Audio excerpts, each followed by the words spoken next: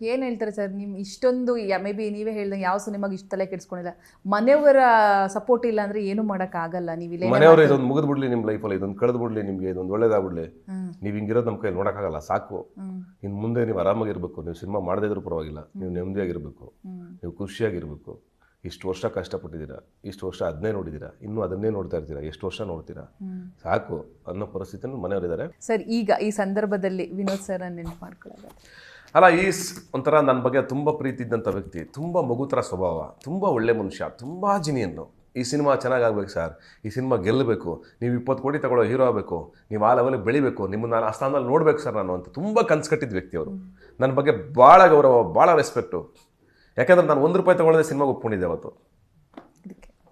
0 remuneration ಒಪ್ಕೊಂಡಿರೋದು ಈ cinema ನಾನು one of the investor. ಹೌದು ಯಾವಾಗ ಈ ಸಿನಿಮಾಗೆ ಸಮಸ್ಯೆ ಆಯಿತು ನನ್ನ ಕೈಯಿಂದ ದುಡ್ಡು ಹಾಕಿದ್ದೆ ನಾನು ಸುಮಾರು ಸಲ ಹಾಕೋದು ತಗೊಳ್ಳೋದು ಇದೇ ಥರ ಮಾಡಿದ್ದೀನಿ ಸುಮಾರು ಸಲ. ನನಗೆ ಸಿಕ್ಕಿರೋ ಅಶೋಕ ಟೀಮ್ ಇದೆಯಲ್ಲ ಪ್ರತಿಯೊಬ್ಬರು ಜೂನಿಯರ್ ಆರ್ಟಿಸ್ಟಿಂದ ಹಿಡಿದು ಸಪೋರ್ಟಿಂಗ್ ಆರ್ಟಿಸ್ಟ್ಗಳನ್ನ ಹಿಡಿದು ಪ್ರತಿಯೊಬ್ಬರೂ ತುಂಬ